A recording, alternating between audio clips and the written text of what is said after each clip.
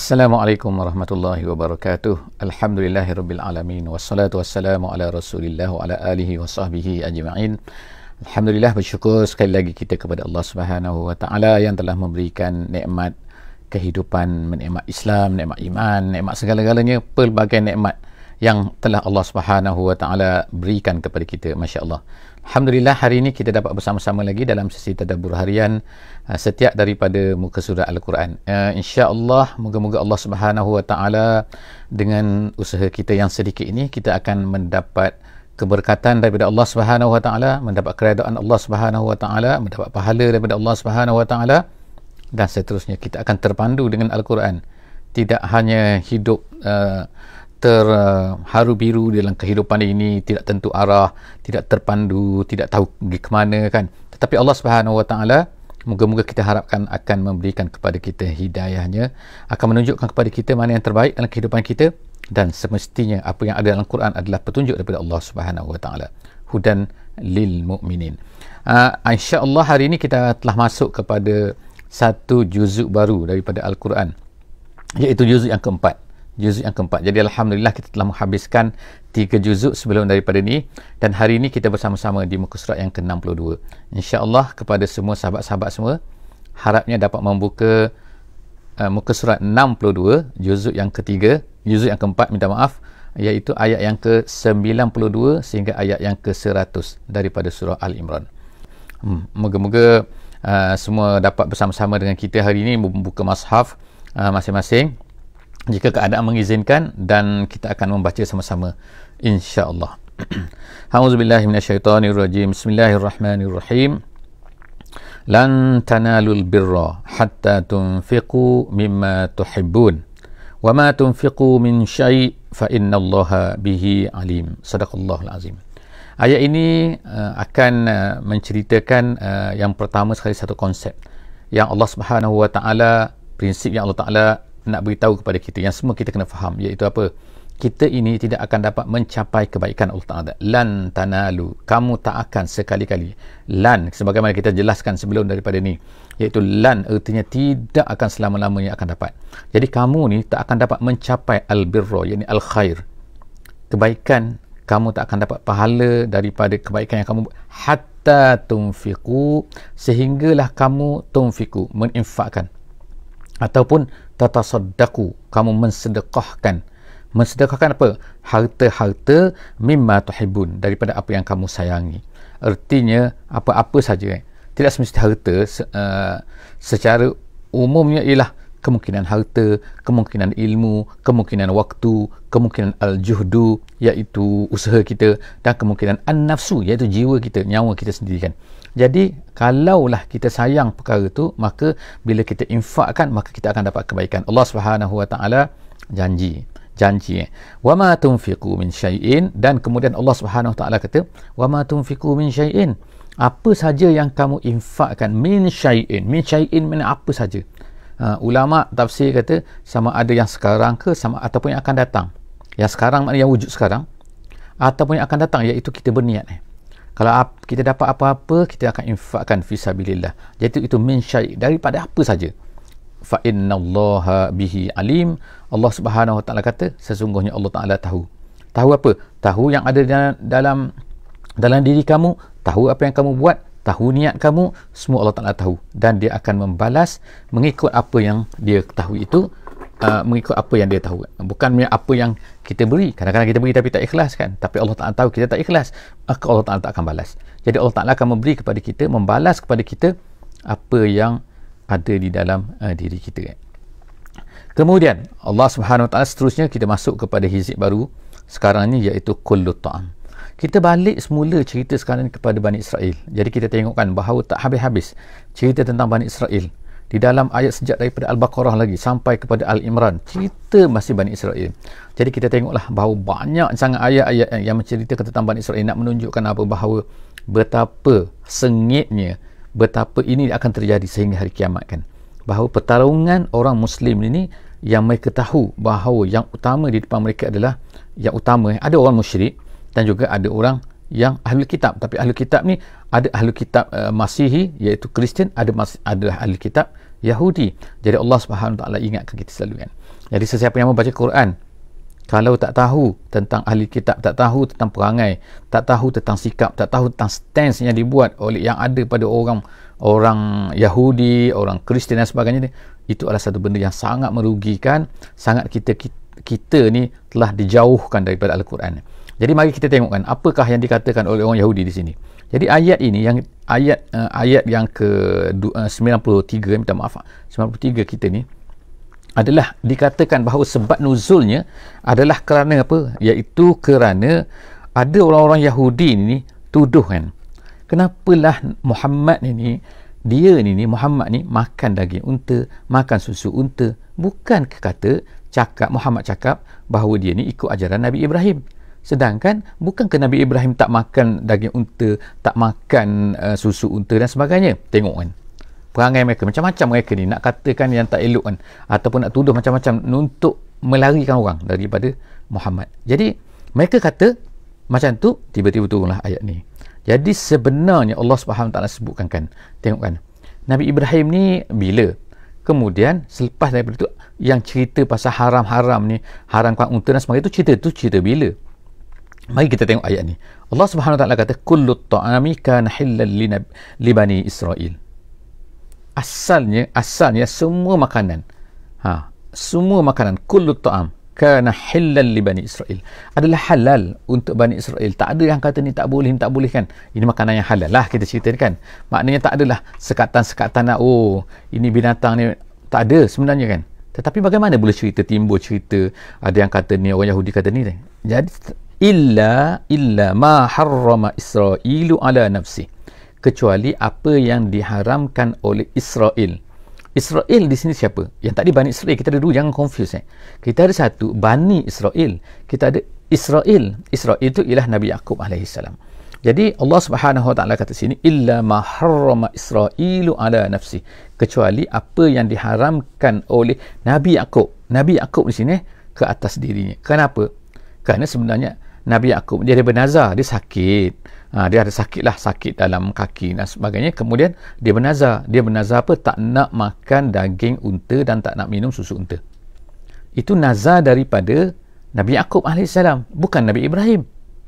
Jadi kemudian tu, maka yang haram tu dekat atas dia lah, sebab dia bernazar, bukan sebab benda tu haram. Jadi Allah SWT min qabli an tunazzala, Allah SWT kata ala nafsihi min qabli an tunazzala Taurah, sebelum daripada diturunkan Taurat. Taurat ni turun bila? Taurat ni turun kepada Nabi Musa alaihissalam. Nabi Musa ni siapa? Nabi Musa ni dah keturunan Nabi Yusuf, jauh lah berapa keturunan. Jadi kita tengokkan Nabi Ibrahim, kemudian Nabi Yaqub alaihissalam. Nabi Ibrahim anaknya Nabi Ishaq, anak Nabi Ishaq ialah Nabi Yaqub. Nabi Yaqub ni ada keturunan anak ni Nabi Yusuf. Kemudian jauh kemudian barulah datang Nabi Musa. Nabi Musa inilah turunnya Taurat. Jadi Taurat inilah yang startnya dari Bani Israel ni, start daripada orang Yahudi ni. Jadi apa kaitannya Nabi Ibrahim kat sini? Tiba-tiba orang-orang Yahudi kata Muhammad ni mengharamkan, sedangkan yang haram tak ada sikit tadi kan, kerana nazar Nabi Yaqub. Jadi tengok kan, confuse habis kan. Jadi insya-Allah kan kita cuba faham cerita ni kan untuk Waalaikumsalam warahmatullahi wabarakatuh. Jadi kita tengok kan, ada beri salam saya jawab salam. Jadi Allah Subhanahu Wa Taala sebutkan bagaimana putar beliknya orang-orang Yahudi ni. Dia buat macam tu kan, kul fa'tu bit taurah fatluha, katakan kepada orang-orang Yahudi ni, katakan wahai Muhammad, katakan, kita sekarang Allah Ta'ala menyuruh kita supaya kita katakan wahai Muhammad, wahai orang Islam semua, fa'tu bit taurah, bawa sini Taurat tu, bawa sini Taurat kan, fatluha, bacakan. Ada tak yang katakan bahawa Nabi Ibrahim ni apa ni, dan apa kaitannya dengan Bani Israel? Tak ada kaitan pun. Jadi Allah Subhanahu Taala kata in kuntum sadiqin, kalau kamu ni benar-benar betul apa yang kamu dakwakan, nak kata macam ni, nak katakan macam ni kepada Nabi Muhammad sallallahu alaihi wasallam, kata Nabi Muhammad ni sebenarnya tak ikut Nabi Ibrahim pun. Sebab apa? Sebab Nabi Ibrahim ni tak makan unta, haram makan unta, haram makan daging unta, haram makan ni. Awak ni memang tak betul lah. Kalau kamu betul, kamu tak akan cakap macam tu. Jadi Allah Subhanahu Taala kata in kuntum sadiqin. Jadi kemudian Allah Subhanahu Wa Taala Selepas daripada tu apa? Memberi amaran kepada Bani Israel ini. Dan memberi amaranlah kepada semua kan secara umumnya. Kepada kita semua juga. Iaitu apa yang dikatakan oleh Allah SWT. فَمَنِ افْتَرَى عَلَى اللَّهِ الْكَذِبِ فَمَنِ افْتَرَى عَلَى اللَّهِ الْكَذِبِ. Siapa yang mengada-ngadakan pembohongan ke atas Allah Subhanahu Wa Taala, iaitu mengatakan satu benda Allah Taala tak kata, tapi dia katakan Allah Taala kata. Allah Taala tak sebutkan macam ni, tapi dia kata Allah SWT sebutkan macam ni. Maknanya pembohongan itu dengan sengaja kan. Kalau kita ni tak sengaja, kadang-kadang ada lah kan, tak sengaja tu cerita lain kan. Tapi sebab itulah kita ni penting, kita ni belajar, penting kita ni tahu, terutamanya Al-Quran. Sebab Al-Quran itulah apa yang Allah Ta'ala nak ceritakan kepada kita, nak beritahu kepada kita. Tapi tiba-tiba kita tak tahu tentang Quran, kita tak tahu tentang isi Quran. Jadi satu benda yang memalukan kita sebagai umat Islam, tapi kita tak tahu Quran, kita tak tahu apa yang Allah Ta'ala nak beritahu kepada kita. Macam mana ni? Macam mana boleh berlaku macam ni? Jadi itulah kita katakan, kita haraplah kan kita merenung diri kita sendiri, kita sedih dengan diri kita sendiri kan, kalau kita tak buat macam tu. Jadi insya-Allah cuba sedikit-sedikit kan. Jadi usaha kita ni adalah merupakan usaha yang sedikit lah untuk kita cuba untuk memahami Al-Quran. Jadi Allah Subhanahu Wa Taala kata, "Faman iftara 'ala Allahil kadzib." Faman iftara, sesiapa yang mengada-ngadakan pembohongan, kata Allah Subhanahu Wa Taala, min ba'di zalik, selepas daripada tu, selepas daripada dah diceritakan. Jadi sebab itulah kita katakan, selepas daripada kita dah diceritakan, iaitu kita sekarang ni kan, kita sekarang mana sudah belajar ni kan. Jadi kalau tak tahu, belajar. Kau dah tahu dah, tiba-tiba kata lain daripada itu juga, maka inilah yang balasannya. Faulaika humuz zalimun. Allah Ta'ala kata, maka itulah orang-orang yang zalim, mereka itulah orang yang jahat, mereka itulah orang yang melampau batas, mereka itulah orang yang telah meletakkan satu perkara bukan pada tempat dia. Seterusnya, kul sadaqallah, katakan wahai Muhammad, katakan sebagai semua orang Muslim, semua orang mukmin, sebagai pengikut Muhammad, semua orang pengikut Muhammad, semua katakan sadaqallah. Sadaqallah artinya Allah saja yang benar, apa yang mereka dakwa ni tak benar. Jadi kita sekarang faham bahawa apa kan, ialah yang betul, yang benar hanya daripada Allah Subhanahu Wa Taala. Suatu yang bertentangan dengan Al-Quran, maka automatik dia terbatal, automatik dia ditolak. Tak kira datang daripada mana, tak kira datang daripada siapa pun dia kan, hebat mana pun dia, kalau bertentangan dengan Al-Quran kita tolak. Ini maknanya kena fahamlah, iaitu yang jelas-jelas bukan bertentangan dengan Quran lah, bukanlah perkara-perkara yang khilaf. Kalau perkara yang banyak pendapat ulama, ada ulama kata macam ni, ada ulama kata maksudnya macam ni, itu tak termasuk. Yang termasuk sini ialah maksudnya lah semua benda yang memang jelas dah clear kan dalam Quran macam tu, tiba-tiba ada orang kata tak ada ulama pun yang mengatakan sebagaimana kata dia, maka dia adalah ditolak. Jadi Allah SWT kata, kul, yang benar hanyalah Allah SWT saja. Yang daripada pemikiran manusia ni, siapalah sangat manusia ni kan. Manusia ni hanyalah satu makhluk yang lemah kan, yang mati, hidupnya baru berapa tahun kemudian mati. Tiba-tiba nak mengatakan bahawa mereka betul, Allah Ta'ala tak betul, tak mungkin. Inilah pegangan kita, iaitu sadaqallah. Fattabi'u millata Ibrahim. Jadi wahai Muhammad, wahai manusia, wahai umat Nabi Muhammad sallallahu alaihi wasallam semua, ikutlah millata Ibrahim hanifan wa ma kana minal musyrikin. Dia tidak musyrik, dia hanif, iaitu tetap di atas jalan yang benar, tak cenderung kepada mana-mana yang tak betul, dia hanya di atas Islam. Itulah dia ajaran Nabi Ibrahim. Jadi wahai Muhammad, ikutlah, jangan ikut apa yang dikatakan oleh orang Yahudi tu, yang kata bahawa Nabi Ibrahim macam ni. Tak, itu adalah dakwah mereka saja, jangan percaya pada mereka.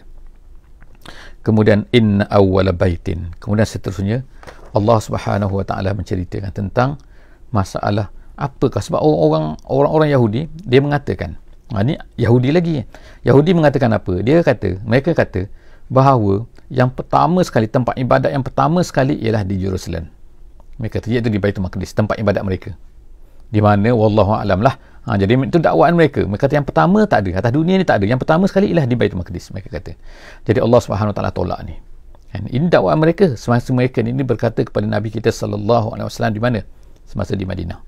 Jadi Allah Subhanahu Wa Taala tolak, inna awwala baitin wudi'a lin-nasi lallazi bi Bakkah. Allah Subhanahu Wa Taala kata sesungguhnya awal-awal bait, awal-awal rumah yang pertama sekali, wudi'a lin-nas, yang dijadikan sebagai tempat ibadat untuk manusia, ialah lallazi bi Bakkah. Bakkah, jadi disebut dengan Bakkah, nama lain bagi Makkah, sama lah Bakkah dan juga Makkah. Jadi ada setengahnya sebut dengan Bakkah, ada yang sebut dengan sebutan Makkah.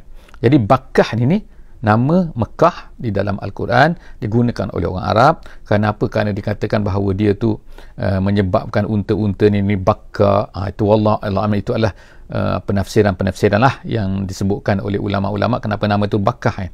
Jadi Allah Subhanahu Wa Taala sebut yang pertama ialah Makkah, bukannya Jerusalem, bukannya di Baitul Maqdis. Dalam hadis Nabi sallallahu alaihi wasallam, Nabi kata tempoh di antara pembinaan Makkah Baitullah dengan Baitul Maqdis adalah 40 tahun. Dalam hadis sahih disebutkan bahawa perbezaannya ialah 40 tahun. Maksudnya selepas daripada 40 tahun barulah dibina Baitul Maqdis. Jadi tapi kedua-duanya itu adalah mempunyai barakahnya kan. Kedua-dua ada barakah. Mekah pun ada barakah, Baitul Maqdis pun ada barakahnya juga kan. Jadi apa Allah Subhanahu Taala sebut sini? Yang dibina di Mekah ni ada barakahnya. Barakah banyak kan. Di antaranya keamanan, di antaranya mempunyai lipatan kali ganda kalau kita beribadah di dalam di dalam Makkah, di Makkah, Makkahul Mukarramah kan. Jadi itu adalah di antara barakah. Jadi sebab apa nama barakah ni artinya ialah limpahan-limpahan yang banyak kan. Maknanya kita buat satu benda yang sama di sini, kita buat sana di dalam Masjidil Haram, perbezaan jauh sebab dia berkah kan. Maknanya sama seperti kita tengok barakah ni maknanya yang melimpah-limpah, yang lebih daripada biasa kan, yang kita boleh lihat kan. Jadi Bakkah ni Allah Taala kata mubarakan wahudan lil alamin, dan dia adalah petunjuk kepada seluruh alam.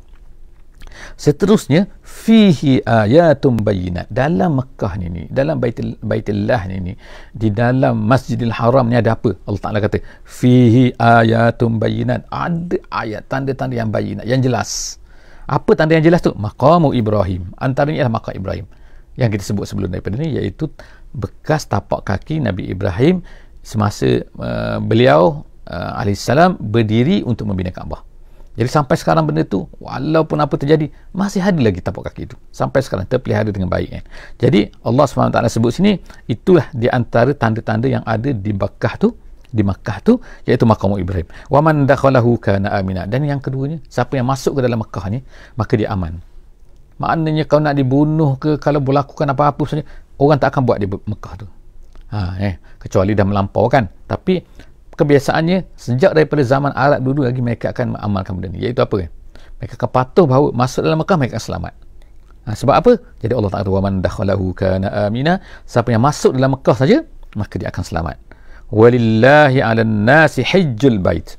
Jadi Allah Subhanahu Wa Ta'ala jadikan pula Mekah ni istimewa kan. Istimewa apa? Walillahi 'alan nas, maknanya menjadi kewajipan ke atas manusia. Untuk Allah Subhanahu Wa Taala, bukanlah maknanya diberikan kepada Allah Subhanahu Wa Taala, tapi menjadi kewajipan kerana Allah Subhanahu Wa Taala. Kerana Allah, manusia ni berkewajipanlah untuk hajjul bait. Dia ada dua bacaan situ hajju dengan hajju. Jadi hajjul bait dengan hajjul bait boleh. Tapi kita baca biasa ialah mengikut qiraat kita lillahi 'alan nasi hajjul bait, iaitu menunaikan haji ke rumah Allah Subhanahu Wa Taala ni, ke Baitullahil Haram.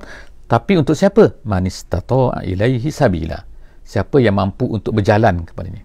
Sabila tu maknanya jalan Jadi jalan situ ulama-ulama kata ialah maksudnya at-tariqah, tetapi ditafsirkan dalam setengah-setengah hadis yang lain. Dalam hadis ditafsirkan maksud sabila tu ialah mempunyai zat dan juga mempunyai rahilah, iaitu mempunyai kenderaan dan mempunyai bekalan. Jadi ini pendetailan lah dari segi hukum haji kan, siapa yang wajib haji, siapa tak wajib haji kan. Jadi syarat haji ni bukan hanya mestilah maknanya ada kenderaan. Kadang-kadang nak sampai situ tak ada kenderaan, kadang-kadang ada kenderaan tapi tak aman, kadang-kadang ada kenderaan tapi bekalan yang untuk ditinggalkan, bekalan untuk dibawa tak ada, ataupun bekalan untuk nafkah anak isteri semua di rumah tak ada, jadi tak diwajibkan. Jadi itu syarat-syarat lah yang disebutkan dengan detail oleh ulama-ulama mazhab kita mazhab Syafi'i. Jadi itu tapi Allah Subhanahu Taala sebut ni lah menjadi kewajipan. Haji adalah merupakan salah satu daripada kewajipan yang mesti ditunaikan oleh orang-orang yang beriman. Walillahi 'alan nasi ala, ke atas manusia. Makna semua manusia tu. Siapa manusia tu? Iaitu man istata'a ilaihi sabila. Itu dipanggil dipanggil badal dipanggil. Kemudian wa man kafara fa innallaha ghaniyyun 'anil alamin. Allah Subhanahu Wa Taala kata siapa yang kafir. Kafir itu apa? Adakah kafir kepada Allah? Mungkin ada dua makna di situ. Sesiapa yang kafir ataupun sesiapa yang menolak hukum haji ini. Itu ada dua pendapat. Jadi sesiapa yang menolak hukum haji ini ataupun sesiapa yang kufur dengan Allah secara umumnya, maka kafir. Apa kafir? Fa innallaha ghaniyyun 'anil alamin. Allah tak perlu kepada dia. Allah ni terkaya daripada alam ni.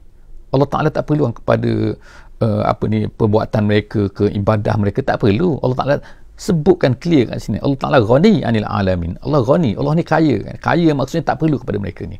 Maknanya kalau mereka tak terima Allah Ta'ala pun, mereka jangan ingat bila mereka ni kafir, manusia ni dia kafir kepada Allah, maka dia ingat Allah Ta'ala rendah, jatuh martabat. Tak. Allah Ta'ala macam tu saja kan. Kita beribadah kepadanya, kita menyembah, semua manusia pun menjadi baik pun, seperti kata, sebagaimana kata dalam hadis ni, menjadi orang yang paling baik, semua manusia jadi orang paling baik, dia tak akan menambahkan Allah SWT apa-apa. Kalau manusia ni semua menjadi paling jahat sekali kan, di kalangan manusia yang paling jahat, di kalangan makhluk yang paling jahat, dia tak akan merendahkan, menjatuhkan Allah SWT. Allah macam tu juga kan, tak ada masalah kan. Jadi Allah Ta'ala sebut Allah ghaniyun anil alamin. Allah ni ghani daripada makhluk, daripada al-alam. Kemudian kul ya ahlal kitab, kata sebut lagi kan. Jadi kita tengok muka surat ni kan, Allah Subhanahu Taala beritahu, menyuruh Nabi kita sallallahu alaihi wasallam, kata, beritahu sikit mereka ni, ya ahlul kitab, wahai ahli kitab, hai ahli kitab semua, kata lima takfuruna bi ayatillah, kenapalah kamu ni kufur dengan tanda-tanda Allah kan. Allah Subhanahu Taala dah banyak dah memberikan Quran kan, turunkan Quran, ayat itu, ayat Allah tu maknanya Quran di sini Allah Taala dah banyak, kenapa kamu ni kufur? Wallahu syahidun ala ma ta'malun, sedangkan Allah Ta'ala ni kan syahid, Allah Ta'ala tengok apa yang kamu buat ni. Kamu jangan fikir Allah Ta'ala tak tahu apa yang kamu buat ni. Jadi kenapalah kamu kufur ni kan, seolah-olah macam kamu ni macam Allah tak ada ke, padahal kamu yakin, kamu kata kamu beriman dengan Allah, tapi kenapa kamu kufur sedangkan Allah Ta'ala suruh menyuruh kamu ni. Kul ya ahlal kitab, kata lagi, wahai Muhammad, katakan, beritahu kepada mereka ni, kul ya ahlal kitab lima tasudduna an sabilillah. Kemudian yang kedua pula kan, dahlah kamu tu kufur, kemudian kamu menghalang manusia pula tu. Tasudduna, menghalangi manusia ni. Jangan macam-macam cara menghalang kan, bukanlah cara menghalang tu stop macam tu kan, tak, jangan, bukan. Kadang-kadang tu buat apa-apa yang mentashkikkan, yang meragu-ragukan, macam-macam. Jadi Allah sebut sini kan, lima tasudduna an sabilillah. Ansabilillah tu mana? Daripada agama Allah Subhanahu Wa Taala. Kenapa kamu menghalang manusia? Kita tengok kan, dia menghalang manusia, menghalang orang-orang yang nak masuk Islam. Sepatutnya kalau awak tak nak beriman, sudahlah awak diamlah kan. Tetapi kenapalah awak sibuk-sibuk pula ni kan? Tasudduna ansabilillah man amana tabghunaha iwaja. Orang-orang yang nak beriman kepada Islam ni, ataupun orang dah beriman kepada Islam ni kan, kepada Nabi Muhammad SAW, kenapalah kamu buat kerja macam ni? Tasudduna, dengan cara apa? Allah tabghunaha iwaja, kamu nak mencari apa? Ha tu maknanya ialah tabghunaha, mencari jalan supaya orang nampak Islam ni iwaja, orang nampak Islam tak betul kan. Islam asal mustaqim, siratal mustaqim kan, jalan yang lurus. Tiba-tiba kamu cari pasal supaya orang nampak macam tak betul. Islam ni berbelit-belit lah, Islam ni macam serong lah, menyeleweng lah. Itu semua adalah kerja kamu yang ahli kitab Allah SWT kata. Kenapalah kamu perangai macam ni? Gitu kan. Jadi wa antum syuhada, sedangkan kamu tahu bahawa Islam tu adalah syuhada. Ulama tafsir kata kamu tahu Islam tu betul. Maknanya kamu ni menyaksikan, kamu tengok dalam kitab kamu tahu benda tu betul. Kenapa kamu buat macam ni? Okay, wa mallahu bighafilin amma ta'malun.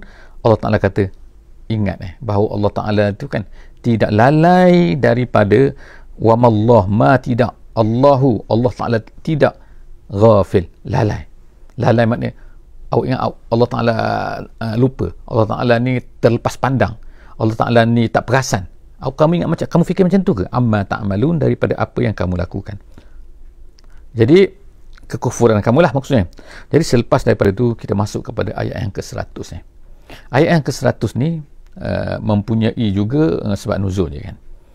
Sebab nuzulnya ialah pada sekali itu satu peristiwa di Madinah, orang-orang Yahudi ni dia melalui satu tempat lah kan, berjalan, tiba-tiba mereka jumpa orang-orang Aus dan juga orang Khazraj ni sedang baiklah, maknanya berhubung baik, bersembang-sembang dan sebagainya kan. Jadi bila mereka tengok ni kan, mereka jadi naik sakit hati. Mereka tak boleh tengok orang baik kan. Sebab apa? Sebab dulu mereka ingat sebelum daripada Muhammad ni datang ke Madinah ni, orang-orang Arab ni ada dua kelompok. Orang Yahudi ada 3 kelompok. iaitu orang Qainuqa, orang An-Nadir dan juga orang Quraizah. Jadi mereka ni Yahudi. Tapi ada orang Arab ni ada dua kelompok, iaitu Aus dan juga Khazraj.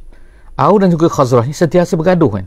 Sejak daripada zaman jahiliah tu mereka ni suka bergaduh, dan orang-orang Yahudi di belakang ni akan inilah kan membekalkan senjata, yang ni bekas senjata kat sini, yang ni bekas senjata kat sini, dipanggil hulafak kan. Iaitu berbaik dengan ni, yang ni berbaik dengan ni. Tetapi sebenarnya Yahudi ni di belakang ni sama-sama mereka ni baik, tapi di depan orang Arab ni mereka ni yang ni macam ni, ni macam ni. Jadi ni bekas senjata sini. Jadi supaya orang Arab ni sentiasa berperang. Jadi bila berperang, maka matilah ramailah di kalangan mereka ni kan, orang hebat mati dan sebagainya. Jadi perlukan kepada orang Yahudi ni. Jadi berterusanlah keperluan kepada Yahudi. Jadi bila Nabi Muhammad SAW datang ke Madinah, tiba-tiba orang-orang Aus ni dan Khazraj ni mula berbaik. Kita tahu kan dalam sirah Nabi SAW, yang pertama sekali masuk Islam 6 orang pada tahun yang ke-11. Siapa dia? 6 orang tu adalah daripada Khazraj. Nah, tapi selepas daripada tu mereka balik ke Madinah. Habis musim haji mereka balik ke Madinah. Selepas masuk Islam kan, sekejap je balik ke Madinah, mereka mula dakwah kepada orang-orang di Yathrib tu kepada Islam. Dan kita tengok selepas daripada tu, tahun yang ke-12 berlaku Bai'atun Nisa.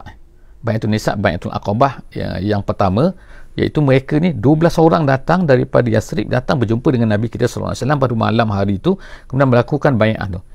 Daripada 12 yang datang ni, siapa mereka? Mereka ni adalah 10 daripada Khazraj, 2 daripada Aus.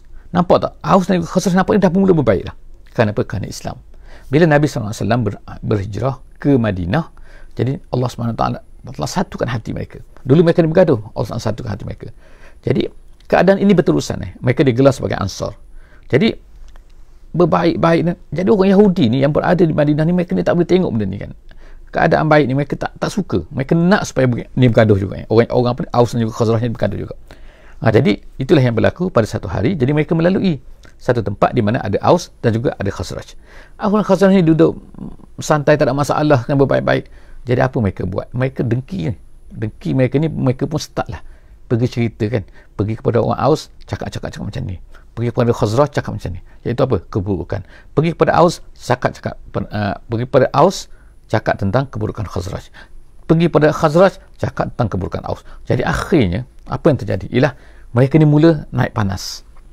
Orang Aus mula inilah teringat balik zaman-zaman dulu ni kan, zaman dalam mereka ni berperang, kejahatan orang Khazraj yang konon-konon ni kan. Orang Khazraj pun macam tu juga. Akhirnya mereka mula start nak bergaduh. Dua kelompok ni, Aus dan juga Khazraj. Jadi pada ketika itu turunlah ayat ni. Jadi ayat ni nak katakan apa? Ya ayyuhallazina amanu. Kamu ni dah beriman sekarang, wahai orang yang beriman.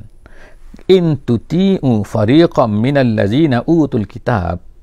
Kalau kamu mengikut, kalau kamu percaya, kalau kamu patuh, kalau kamu ikut perangai apa kehendak-kehendak orang-orang, fariqam minal lazina utul kitab, sebahagian daripada orang-orang yang diberi kitab, iaitu orang Yahudi lah, nescaya Allah Ta'ala kata yaruddukum ba'da imanikum kafirin. Nescaya mereka ni yaruddukum, mereka akan kembalikan kamu semua, makna bawa balik semula kamu ni ba'da imanikum, setelah daripada kamu ni beriman, setelah kamu dah berbaik, kamu dah bersatu hati, kafirin, akan menjadi kafir semula. Jadi Allah Ta'ala sebutkan dahsyat tu kan, bukan sekadar maknanya kamu dulu beriman, kamu dulu kamu ni kafir, tiba-tiba kamu kembali kepada iman, tiba-tiba kamu nak kembali semula ke sana. Itulah kehendak sebenarnya orang ahli kitab ni, orang Yahudi ni. Jadi apakah strategi selepas daripada itu? InsyaAllah, jangan lupa, insyaAllah kita bersama-sama lagi dalam muka surat yang ke-63 di sesi yang akan datang, insyaAllah. Aku qauli hadza wa astaghfirullahalazim li wa lakum.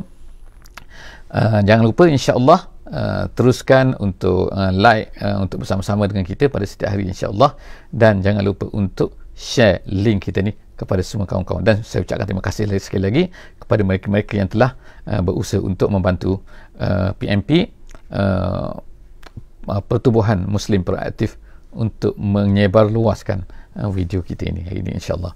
Wallahu a'lam bishawab. Wassalamualaikum warahmatullahi wabarakatuh.